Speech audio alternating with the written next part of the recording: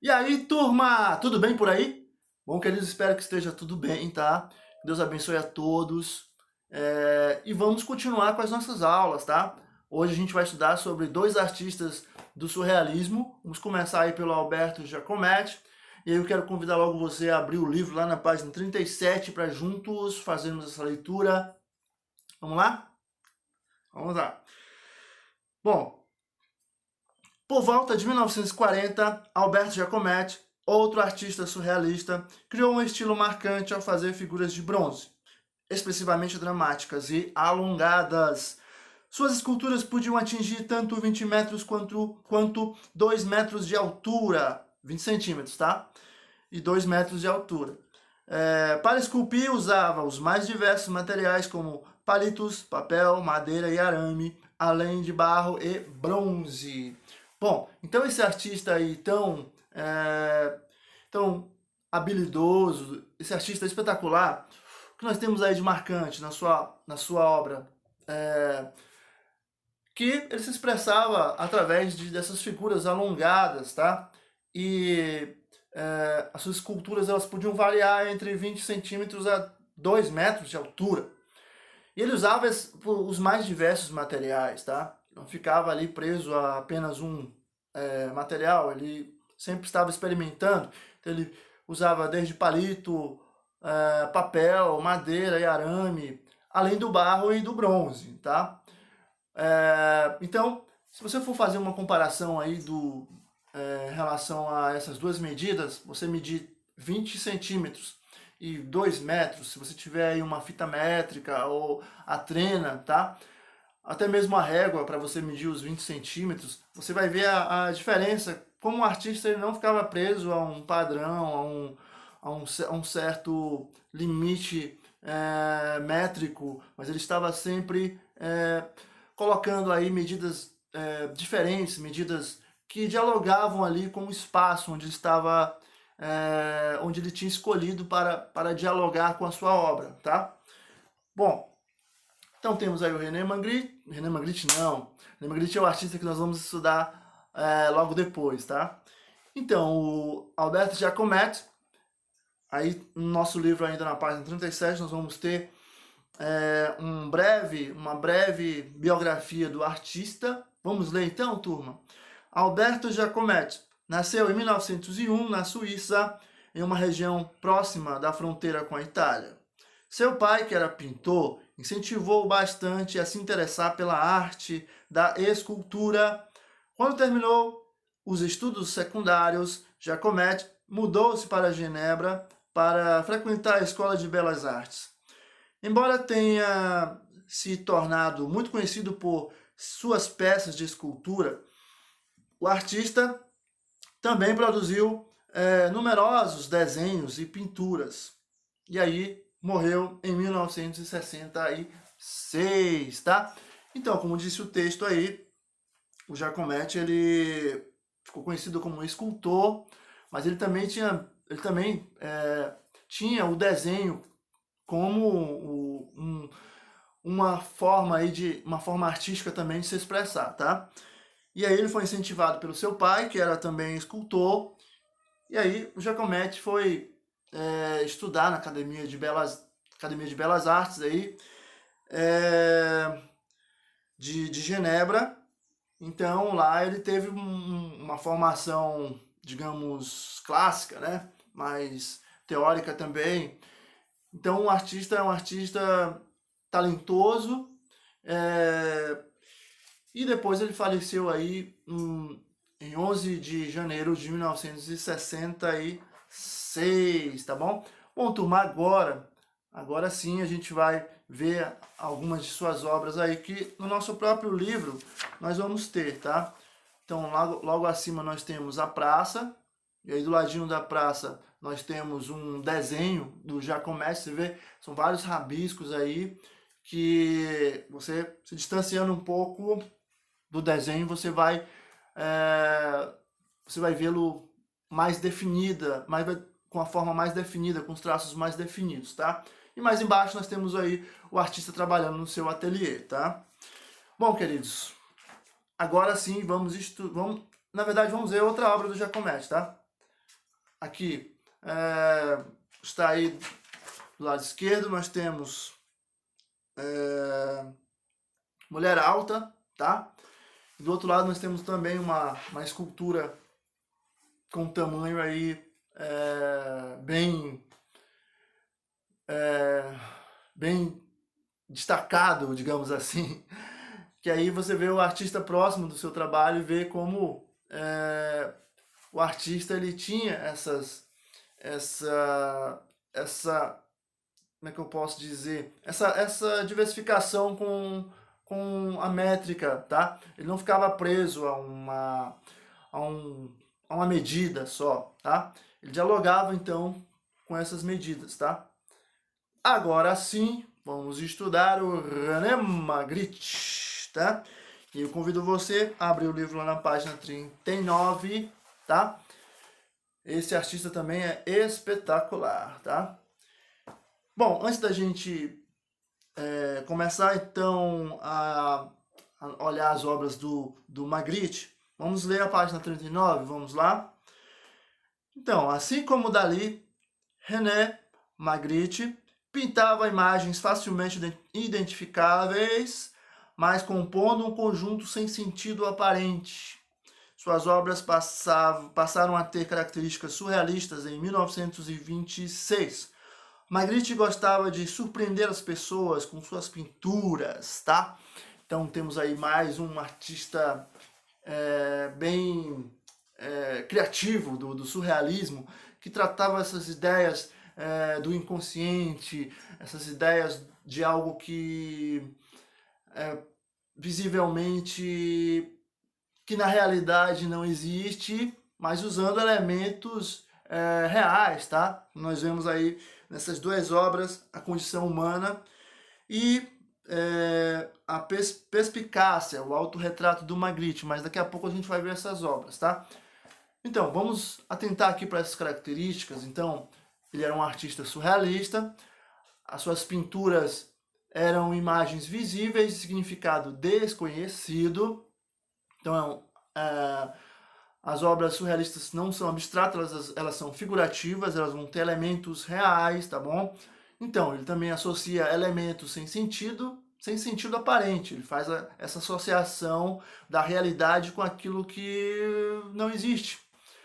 Bom, ou pelo menos na realidade normal, digamos assim. Então, ele gostava de surpreender as pessoas e explorar essa visão estranha, tá? Então aqui um pouco do universo do artista.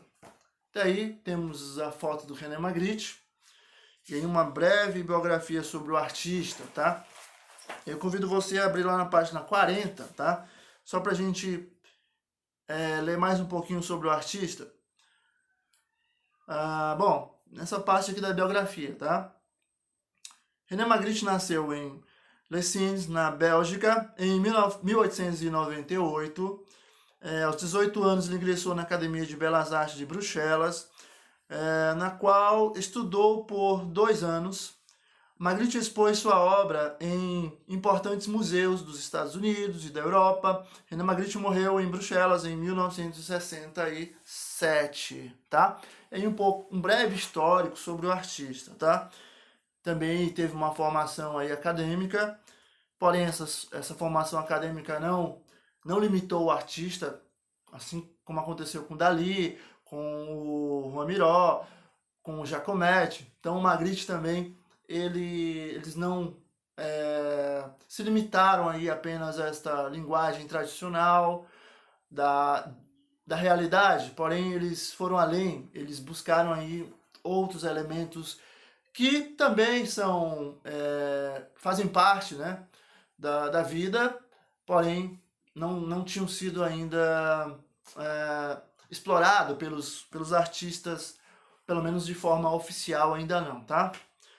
Bom, então vamos olhar agora um pouco dessas obras. E aí, na página 39, nós temos essa obra aí, A Condição Humana, tá? Então ele mostra aí esta amplitude que há uma porta misturada com a tela do artista que irá nos levar para um outro lugar, tá bom? E aqui nós temos uma outra obra do artista também, que é um autorretrato, perspicácia, tá? E nessa obra aí, turma, vocês acham que ele... Quem é o objeto que ele está desenhando? Quem é o seu... está observando alguma coisa para desenhar aquele pássaro, tá? Será que é o ovo? Então, o artista fez toda essa simbologia aí a algo surpreendente, tá? Que é exatamente essa questão do pensamento, do inconsciente. Então, e aí o artista faz o seu autorretrato nessa cena aí tão emblemática da obra dele. E aqui nós temos também uma outra obra do Magritte, tá? Está aí observando o horizonte, e a cortina ela acaba sendo também um reflexo aí do artista, tá? Na próxima obra que nós vamos ter, essa daí é a Queda, tá? Então nós temos várias pessoas aí caindo, homens caindo aí, usando um traje, digamos, social daquele período, e também usando um chapéu coco. E aí o nosso livro nos leva a alguns questionamentos. Vamos lá na página 40, nós analisamos essa obra. Diz o seguinte, para a gente observar a obra do Renan Magritte, e vamos ver homens com chapéu coco, aquele chapéu tem uma forma assim arredondada, igual o chapéu do Charlie Chaplin. Bom, eles vão despencar do céu com a expressão severa, com isso como se fosse algo absolutamente comum, como se fosse algo comum, tá? E esse quadro ele demonstra bem a proposta do surrealismo, que é explorar essa visão estranha, tá? Muitas vezes fica escondida pelo nosso modo convencional de enxergar a realidade. Então, como toda obra de arte, e principalmente o surrealismo, o olhar do observador precisa se desprender um pouco de questões estéticas tradicionais, no sentido de limitar, tá? O seu pensamento, e também buscar esses detalhes aí bem emblemáticos, simbólicos que há nessas obras, tá bom? Então, essa obra ela tem uma estranha exatidão, e o surrealismo ele atrai justamente porque explica a nossa compreensão oculta da esquisitice terrena. Então, toda essa questão do Magritte aí, do surrealismo no geral, ele trabalha exatamente essa questão de algo esquisito, de algo que não existe, só que usando elementos da realidade, tá bom? Bom, queridos, vamos ver aqui mais uma obra. Essa obra aqui já faz parte de uma atividade da página 41, tá? Então essa obra aí é o telescópio, tá? E aí, o que você acha dessa obra? Vamos fazer aqui uma análise. Nós podemos dizer que esta janela, ela se abre para um horizonte que ainda não podemos visualizá-lo totalmente, tá? Bom, turma, vamos para frente. Aí temos outra atividade. Essa atividade é um pouco lá atrás, tá? Na página 38, para você colocar os adesivos que estão lá no final do livro. Você colocar as partes que faltam. Aí na minha figura já está tudo completo, mas aí na de vocês não está completo, e você vai buscar lá na página do livro, tá? Bom, então vamos falar das atividades, tá? Então esta obra, o telescópio, é da obra da página 41, tá? Que para você fazer um desenho no papel canson de 10 centímetros e representar o que você imaginou. Você pode pintar com tinta guache e depois você vai colar nessa moldura, tá bom? Certo? Se você quiser desenhar diretamente, deixa eu pegar o pincel aqui. Se você quiser desenhar diretamente, aí você pode imaginar o que tem desse outro lado, tá? Nesse horizonte, do outro lado da janela. E aí você vai criar uma realidade aí que você acha que vai responder este mistério, tá bom? Bom, queridos, temos então um artista lá do início do século XVII, Jan Havis-Keesunstein, tá? Ele, vamos lá na página 42, fala o seguinte, ó, cerca de 2 séculos antes de o surrealismo surgir, o pintor holandês Jan Steen faz uma tela cujo tema principal é o som, a alegria, o movimento.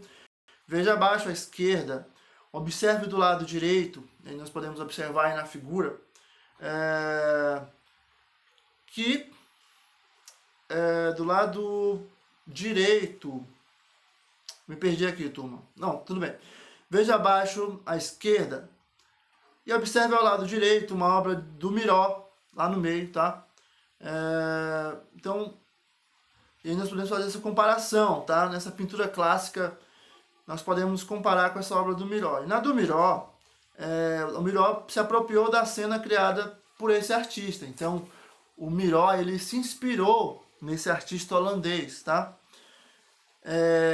E aí fez uma espécie de releitura da obra do Jan Steen e produziu uma obra surrealista aí, tá?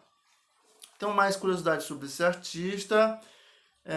Ele é de 3 de fevereiro de 1926, tá?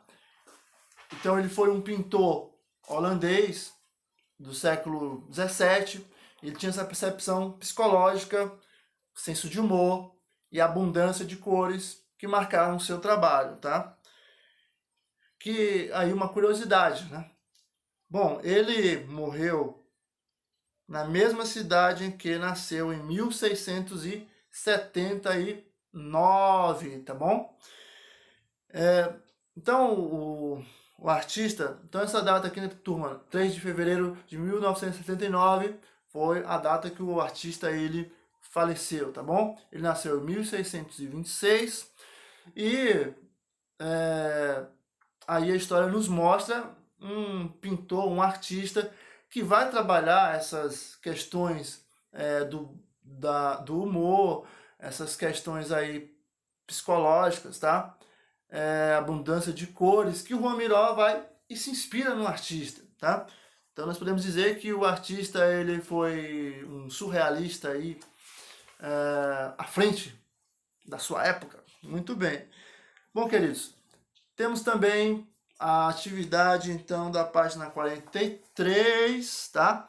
Para você você vai fazer como o artista Miró, que fez uma releitura do Jan Steen, você vai fazer uma releitura da página 40 da obra A Queda, de Magritte, tá?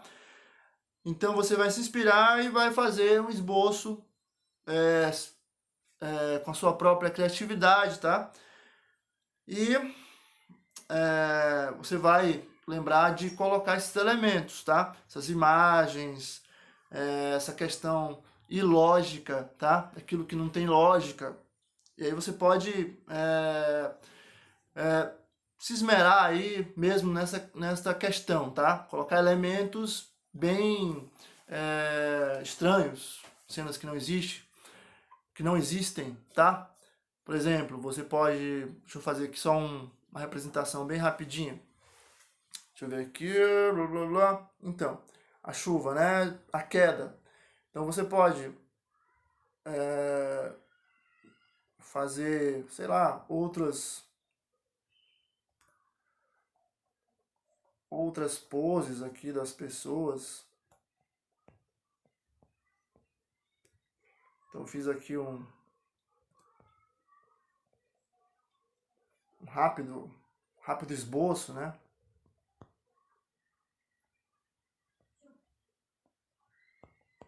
E aí você vai criar a sua pintura aí, sua obra bem legal, tá?